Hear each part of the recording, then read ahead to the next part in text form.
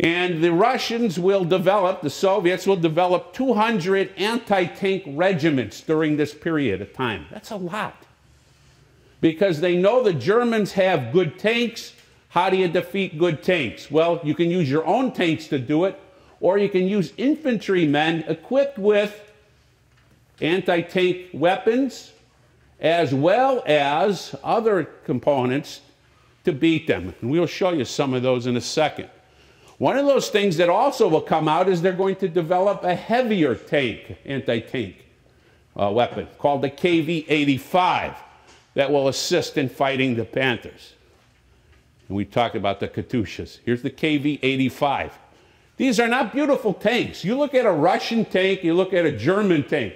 The Russian tank is always more crude. It always looks like it's semi-finished. But heck, they could put lots of them out.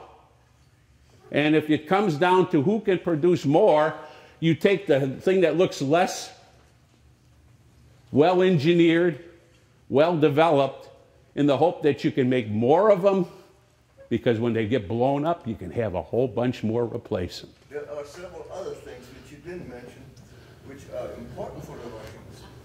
First of all, they have twice as many tanks as the Germans.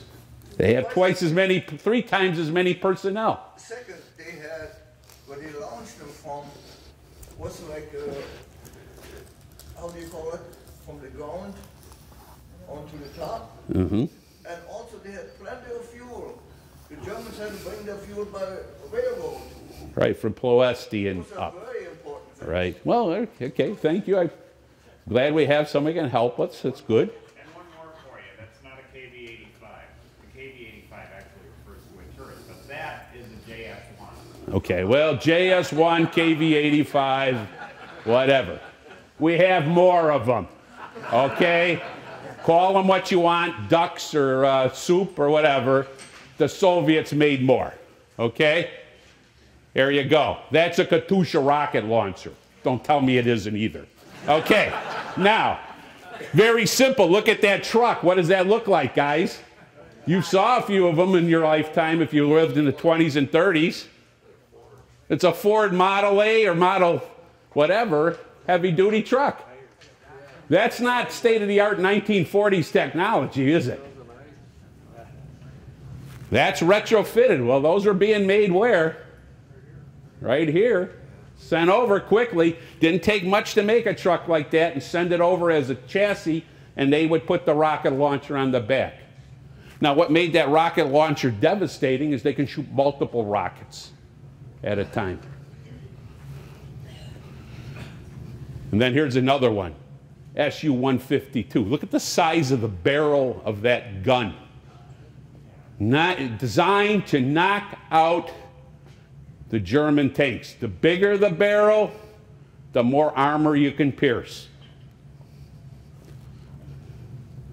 So how is Germany heading back?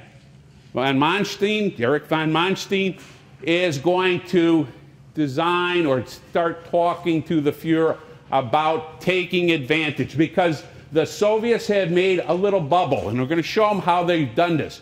They have pushed out on the offensive, and they have projected out, kind of like your noses from your face. They have pushed through, but they are surrounded on all sides by the Germans. So can they cut through and trap the Soviets? Well, one of the things that's going to give them some time to pause, because von Manstein does go on the offensive and he starts pushing the Soviets back, but this is what happens. That's called the Rasputitsa. It is the autumn and spring rains and runoff that come at this time of the year. You don't have paved roads in the Soviet Union. In fact, most of Europe didn't have paved roads. So you had a mud season. Well, we know mud season here from Michigan, when they have those little signs on the back roads, keep your big trucks off, right? And we do. But they can't afford to put their big trucks on the road. This is how they're getting supplies. The Germans use 500,000 horses to bring supplies to their armies. Why? They can't keep up with truck production. So they use horses. They also lose 250,000 horses in the same time. Look at that poor first horse. Too many days like that, and I don't think he's going to be worth much. He might be the next meal for some of those guys. Okay? And those are the supply guys. I could hardly imagine having to get a wagon through that sea of mud, but that was typical. Now, Operation Citadel, which is the German offensive, is going to exploit the Russian weakness, this projection. And we have to understand, how did this come about? Because Hitler, for the first time, is not butting in. He's been shell-shocked. Remember, he had ordered von Paulus to stay put, to keep up trying to take Stalingrad when all was lost. Instead of allowing him to retreat, von Paulus gave up. So he is really kind of shocked. And for the first time in a long time, he's allowed his general staff, his generals, to make the plan for the next invasion or the next counter-punch. And they're going to target what we call the Kursk salient. Now, what we see is that this is going to require that they gather as much material as possible. Namely, they're going to need airplanes and tanks. Huge amounts, because they're going to have to meet up and overtake the Soviets, which have a superiority in those elements. So from essentially February of 43 to July of 43, the Germans are in the tank massing business. What are they counting on?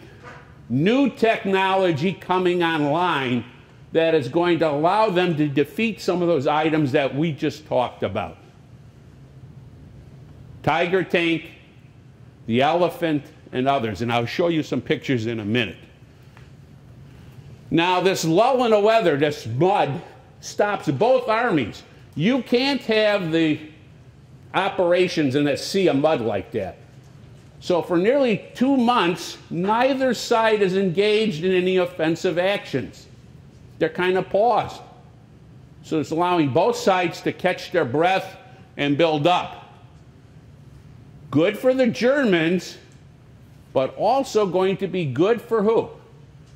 Russians, who are going to start developing trenches and setting up anti-tank devices like mines and so forth to protect their front. Now, this is the salient. This is Kursk, right up here. Let me get my little pointer here. This is Kursk. Notice how far out the Russian front has bulged out. The idea is to have German armies from the north and south cut across this salient, trapping units, cutting them off, and thus punching back the Russians, pushing the Russians back. This was going to help the Germans regain their momentum they lost after Stalingrad. They were fully convinced that by going back on the offensive, they would be able to win the day. Now, the trouble is, when you go on the offensive, you risk losing what? Men, material, and other things. Can Germany continue to lose material? That's the question. In 43, they still feel that they can still pull this off. The generals haven't relegated themselves to a defensive war. This is an offensive war for them. If we win here, we can keep going. Maybe we can punch our way back to Moscow.